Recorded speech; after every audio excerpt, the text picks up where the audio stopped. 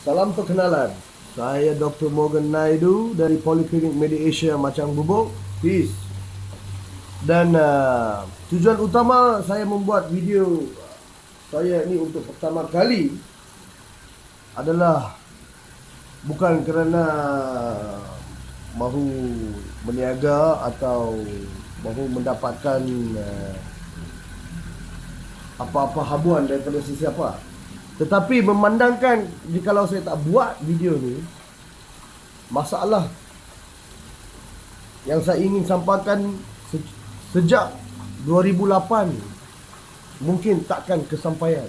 Jadi saya terpaksa nak buat video ni untuk beritahu kepada semua kawan-kawan, saudara-saudara, tuan-puan, murid-murid, anak-anak, adik, abang, semua, pakcik-pakcik dan tok-tok semualah. Bahayanya gula dan masalah kencing manis di kalangan rakyat Malaysia yang sekarang ni menonton, banyak yang mungkin ada masalah kencing manis, diabetes. Diabetes atau kencing manis sama lah. Masalah utama gula, disebabkan oleh gula. Jadi tuan-tuan puan-puan sekalian, kita kena tahu masalah gula ni dan apa dia boleh buat kepada badan kita. Dan saya hari ini bekerja dan orang yang bertanggungjawab ke atas Poliklinik Medi Asia, iaitu satu pusat perubatan yang hanya melebihkan perkhidmatan kami dengan melihat pesakit kencing manis yang ada masalah luka kencing manis. Jadi sejak 2012 lagi saya buka Poliklinik Medi Asia ni di Macang Bubuk, Pulau Pinang. Sejak 2012 lagi. Dan sejak hari itu saya mula melihat pesakit kencing manis, luka kencing manis. Dan saya membuat terapi ulat lalat dan dressing dan banyak lagi. Dan sejak daripada itu tahun 2012 sehingga sekarang saya telah merawat lebih daripada 10,000 pesakit, khususnya yang datang daripada seluruh pelosok negara untuk tengok saya ni. Yang saya humble sangat kerana saya terpaksa tengok pesakit saya datang dari jauh sebab di dada. Sebab apa? Kesian tengok kalau kaki dah berbau busuk, bernanah, dah berulat. Saudara yang ada di keliling pun tak tahan bau. Bawa mai daripada Seremban, daripada Melaka, daripada Johor, daripada Kelantan, daripada Sarawak. Kesian saya tengok. Dan semangat yang mereka ada, tak ada dah semangat. Bukan kata apa, tak ada dah semangat. Sebab apa? Bila pergi ke hospital dengan berbau apa semua ni, ibu jari je. Katalah ibu jari yang berbau busuk. Semangat tu tak ada diberi di mana pun. Orang patah semangat bila kata saya nak potong kaki kamu. Orang hilang semangat bila kata saya nak kerat kaki kamu. Orang patah semangat, duduk di hospital berhari-hari, kaki berbau busuk, tunggu hari untuk dipotong. Anak-anak tak mau dekat sebab apa? Bau. Tak boleh tahan, nak muntah. Satu rumah suasana jadi lain. Jadi saya melihat merananya pesakit saya ni hari-hari saya tengok sejak 2012. Jadi kalau saya tak buat video ni, makna kata saya tunggu sajalah pesakit saya mai ke klinik saya ni, saya meniaga sajalah. Saya tak boleh. Ini sudah sampai masanya untuk kita buat apa?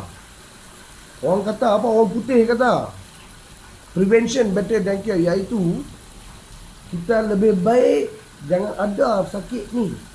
Kalau kita boleh jangan ada sakit ni, lagi bagus. Kan?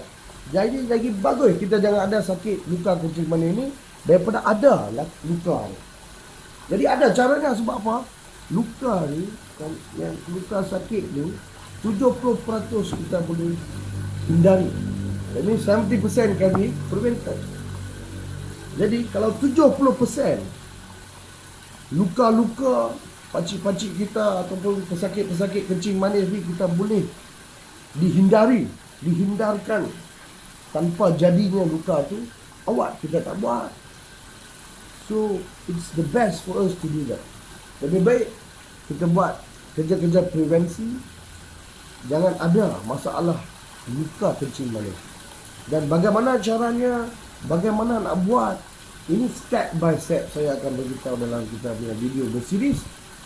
So saya harap saudara-saudari, tuan-tuan, perempuan, ikutlah kita punya series of videos dalam YouTube atau Facebook, dan kami akan ceritakan bagaimana anda boleh tolong orang di dalam rumah sendiri. Kalau kata ayah kita ada sakit kencing manis, kita pergi cek kaki dia. Saya akan ajar bagaimana.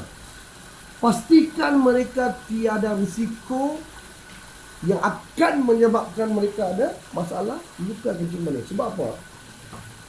Luka ni tak sakit. But the best part is, luka kencing manis tak sakit. Pesakit-pesakit luka kencing manis dah ada kebas kaki. Bila luka dia besar macam mana pun, walaupun berlubang tembus, walaupun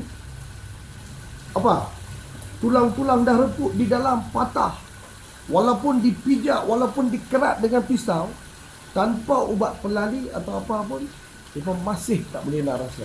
So kebas tahap macam tu. Bila dah kebas tahap macam tu, baru boleh dapat luka. Luka ni bukan akan terjadi kepada orang yang baru dapat kencing manis. Tak.